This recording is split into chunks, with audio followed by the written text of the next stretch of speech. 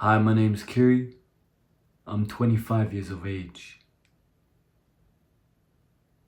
And I want to end my life. Did you hear what I said? I don't want to be here anymore. I don't like being here. I want this to all end.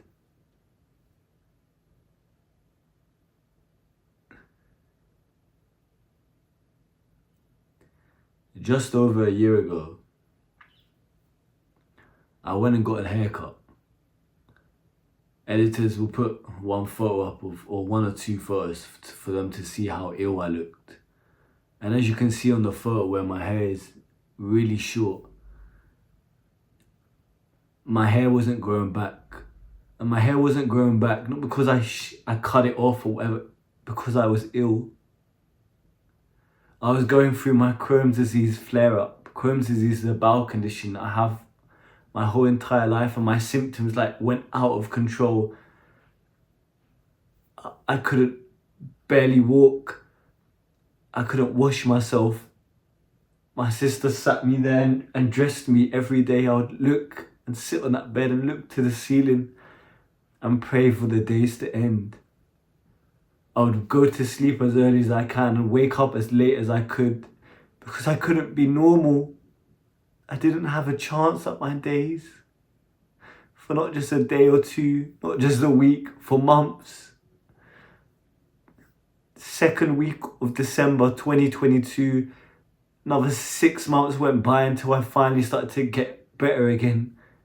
For 6 months, I was disabled and I lost the will to live.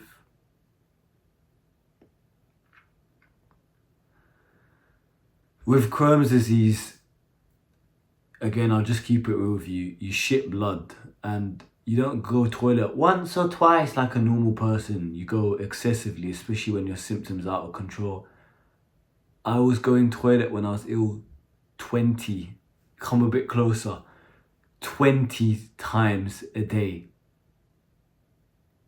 20. I was seeing blood every single time I would go into the toilet. My body was drained. I became anemic. My hair wasn't growing back. I lost 16 kg of weight. 16 kg of weight. And it wasn't even my fault. I didn't do anything to deserve this. So when I went to the barbers, I had to get an Uber there because I couldn't walk there. Kiri used to enjoy, and editors will put a photo there of the walk. And the park, Kiri used to enjoy walking through that park and smelling the fresh air and hearing the birds chirps, and he couldn't.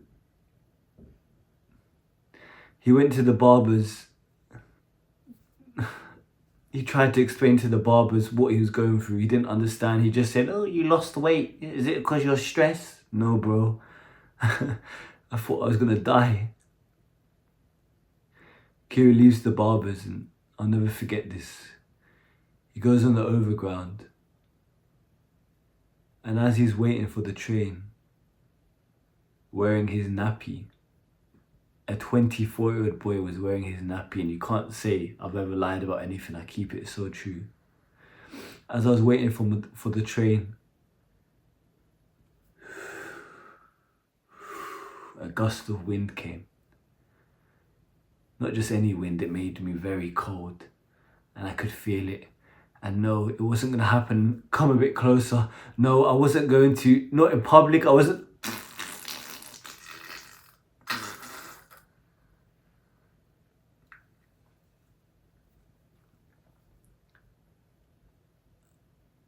As I was waiting for the train, a 24-year-old boy who was on rock bottom, vulnerable, didn't even know if he'll be okay again. Ashamed of the way he looked. He would cry at his appearance in the mirror. He lost 16 kg and he was completely and utterly helpless, borderline disabled. That boy, to add salt to the wounds, shitted himself.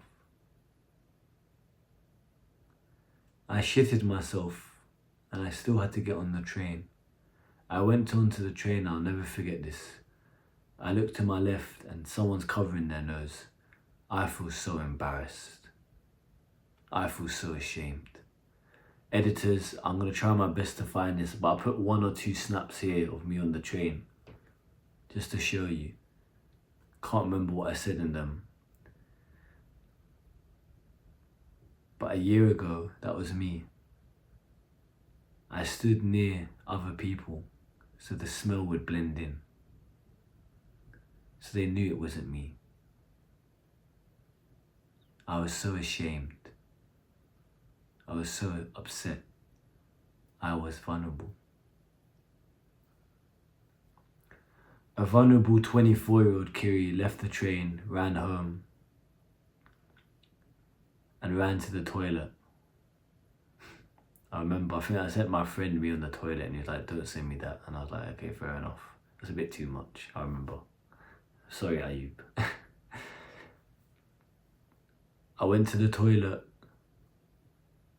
and I put my head like this and tears more or less started leaving my face. I was ashamed and embarrassed at the man I've become. And I wanted to not be here anymore. You know what got me through that time? You know what helped me?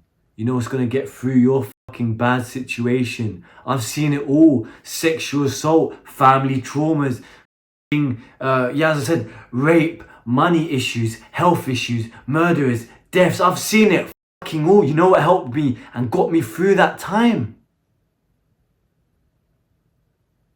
Hope. That 4-letter word. Come a bit closer. It's hope.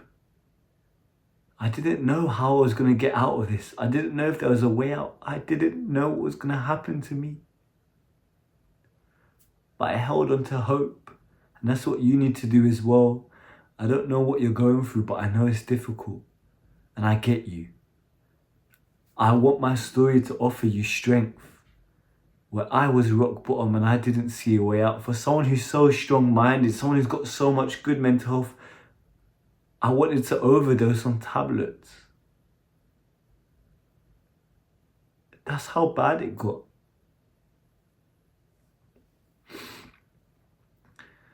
But I didn't, because I held onto that hope. I couldn't even work. My channel wasn't growing. My employees, did I even know if they would help me? I had nobody. I didn't even know. I've been doing this for 2.5 years. Nothing was going to work. And then 1 year later, here I am with 4,000 plus subscribers. More or less only missed 5 or 6, 7 uploads in the last 7, 8, 9 months. A team that appreciates me and loves me. Things are looking so positive, but 1 year ago, I swear on my life, I thought it was the end for everything on me. That's what can change in 1 year. You've got this. I know people say, just be strong and all this shit, but you've got this. I understand you, no one else, but I get you because I went through one of the worst things you can ever go through as a young man. Ego stripped to the bone. Embarrassment. Uncertainty. And the one thing I held on to was hope. Because I knew that there's always a tomorrow. And when there's always a tomorrow, there's always a chance. Remember, whatever you're going through, it's not forever. It's just for now. It's not forever. Your fucked up situation isn't forever. It's not forever. It's just for now. Hold on to that tightly. Put a small step in the right direction and go and fucking make me proud. I looked death in the face. And 1 year later, I came out on top. I don't fucking fear anything. You're going to be the same. I've got you. Message me if you need anything. I'm here for you. I really appreciate you. And I genuinely understand and care about you. Thank you so much. If you want to fix your life today or have access to my free self-improvement guide, all links will be down below. If you also like one-on-one coaching sessions or like to learn from my Skool share classes, all links down below.